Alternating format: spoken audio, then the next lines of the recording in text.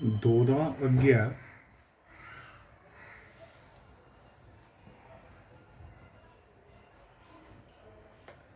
Chapter number 7 કે જેમાં આપણે દેડકાનો અભ્યાસ કરી રહ્યા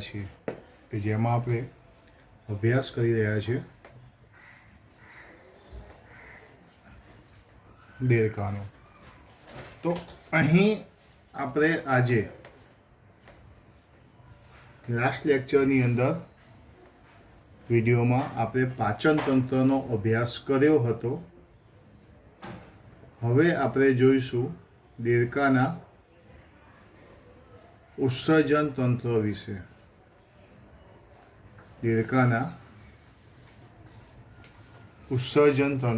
વિશે. તો સૌથી પહેલી વસ્તુ કે દેડકામાં નાઇટ્રોજન યુક્ત નકામા દ્રવ્યોના નિકાલ માટે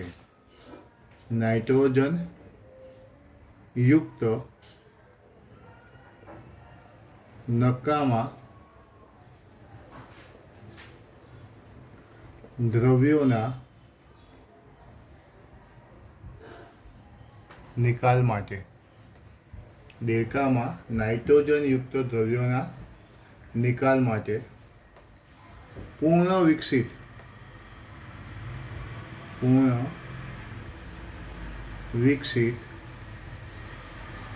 ઉત્સર્જન તંત્ર આવેલું હોય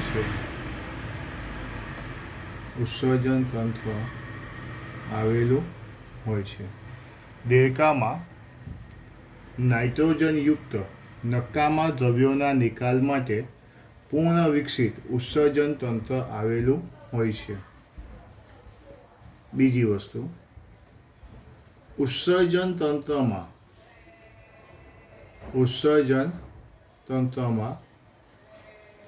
એક જોડ મૂત્રપિંડ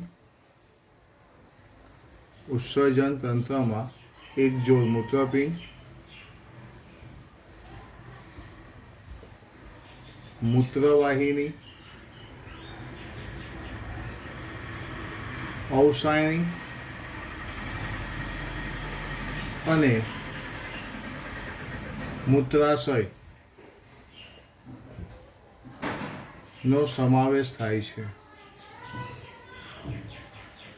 ઉત્સર્જન તંત્રમાં એક જોડ મૂત્રપિંડ, મૂત્રવાહિની, અવસાયણી અને મૂત્રાશયનો સમાવેશ થાય છે. હવે આ બધા વિશે મૂત્રપિંડ, મૂત્રવાહિની, અવસાયણી અને મૂત્રાશય આ બધા વિશે આપણે સમજવાનું છે. તો સૌથી પહેલી વાત કરીશું આપણે મૂત્રપિંડ. તો આજે મૂત્રપિંડ જે છે ગાઢ રાતા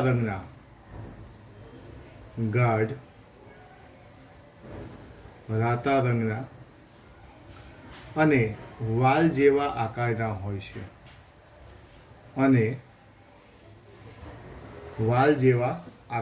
હોય છે. તે દેહ ગુહાની પાછળની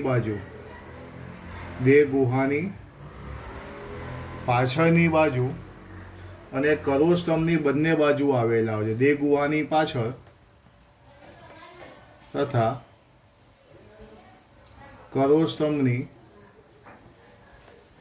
બંને બાજુ આવેલા હોય છે.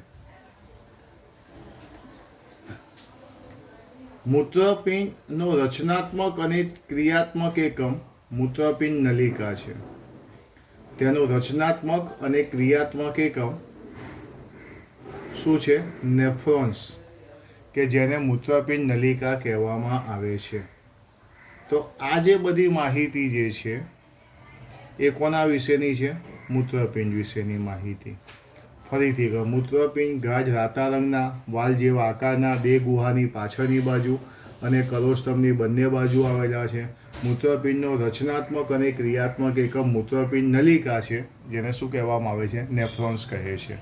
ફરીથી એકવાર, તો ઉત્સર્જન તંત્રમાં આપણે સૌથી પહેલાં અભ્યાસ કોનો કર્યો? તો આપણે સૌથી પહેલાં અભ્યાસ કર્યો મૂત્રપિંડનો. ઓકે. તો હવે માહિતી કોના વિશેની આવશે? મૂત્રવાહિની વિશેની માહિતી. ચલો, હું અહીં એવું લખું કે મૂત્રપિંડમાંથી, અહીંયા આપણે એવું લખીએ કે મૂત્રપિંડમાંથી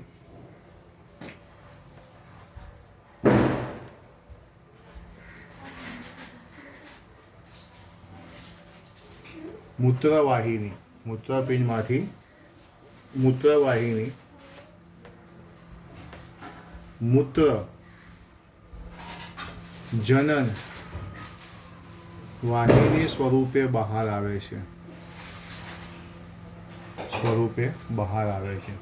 તો મૂત્રવાહિની મૂત્રપિંડમાંથી મૂત્રજનન વાહિની સ્વરૂપે બહાર આવે છે. અને આ મૂત્રજનન વાહિની જે છે એ ક્યાં ખુલે છે? અવસાયનીમાં ખુલે છે. મૂત્રજનન વાહિની જે છે એ ક્યાં ખુલે છે? અવસાયનીમાં ખુલે છે. ફરીથી એકવાર જોઈ લો. માદા દેડકાની જો આપણે વાત કરીએ તો માદા દેડકાની અંદર મૂત્રવાહિની તેમજ અંડવાહિની મૂત્રવાહિની તેમજ અંડવાહિની બંને અવસાયનીમાં ખુલે છે. માદા દેડકામાં મૂત્રવાહિની તેમજ અંડવાહિની અવસાયનીમાં ખુલે છે. ચલો, ત્યાર પછી આપણે વાત કરીશું મૂત્રાશયની. તો મૂત્રાશય જે છે પાતળી દિવાલવાળું હોય છે.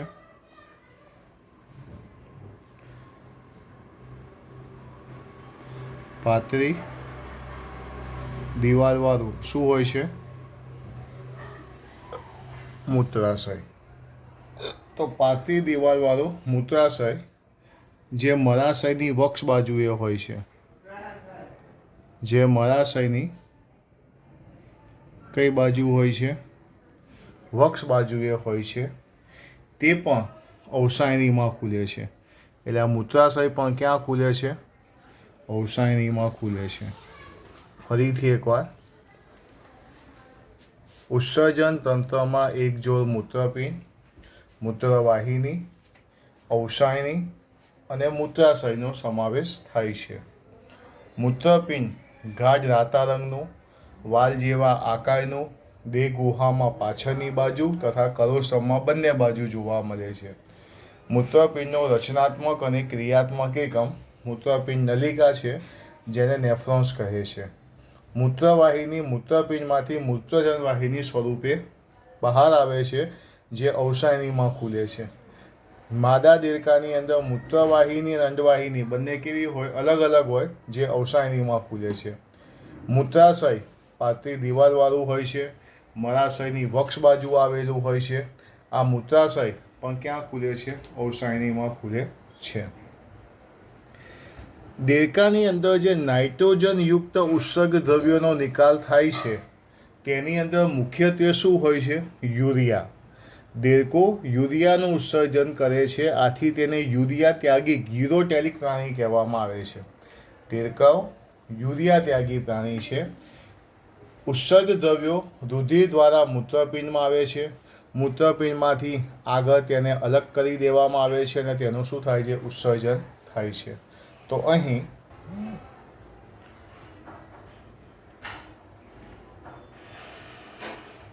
હું એવું લખવા જો કે દેડકો યુરિયાનું ઉત્સર્જન કરે છે.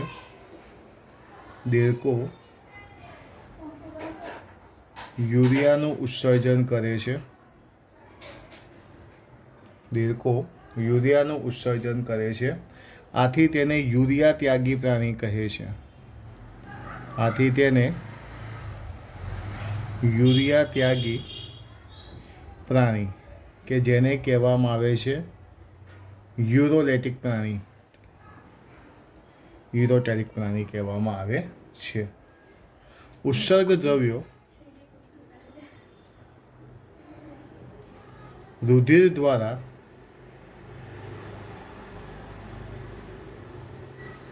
મૂત્રપિંડમાં વહન પામે છે.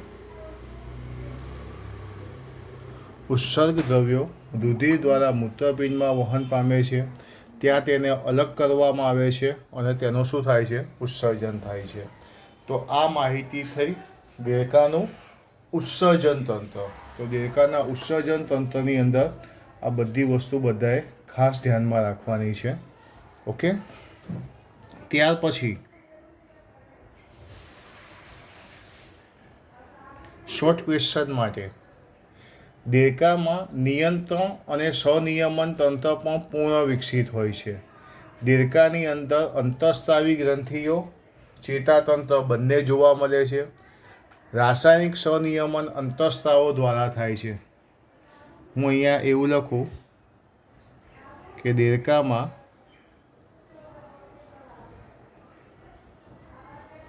રાસાયણિક સહનિયમન અંતઃસ્રાવો દ્વારા થાય છે. અંતઃસ્રાવો દ્વારા થાય છે. દેડકામાં રાસાયણિક સહનિયમન અંતઃસ્રાવો દ્વારા થાય છે. આ માટે દેડકામાં અંતઃસ્રાવી ગ્રંથિઓ આવેલી હોય છે. આ માટે દેડકામાં અંતઃસ્રાવી ગ્રંથિઓ આવેલી હોય છે. તો આ જે અંતઃસ્રાવી ગ્રંથિઓ જે દેડકામાં હોય છે એ કઈ હોય છે? તો અંતઃસ્રાવી ગ્રંથિઓ તરીકે જોવા જઈએ તો સૌથી પહેલાં આવશે પિચ્યુટરી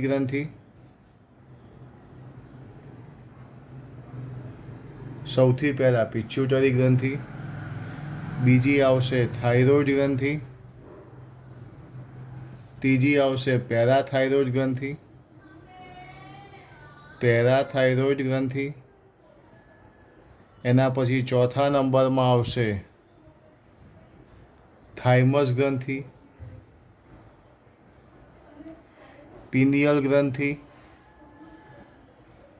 સ્વાદુપિંડ, એડ્રિનલ ગ્રંથિ તેમજ શુક્રપિંડ અને અંડપિંડ.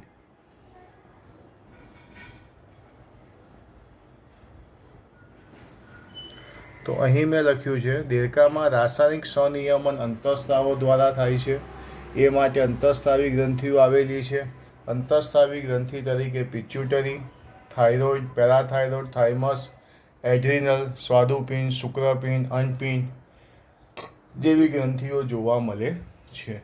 તો આ થઈ અંતઃસ્રાવી ગ્રંથિઓ વિશેની માહિતી. જો કે શોર્ટ ક્વેશ્ચનની અંદર ક્યાંક આવી શકે. આ બધાએ યાદ રાખવાની છે.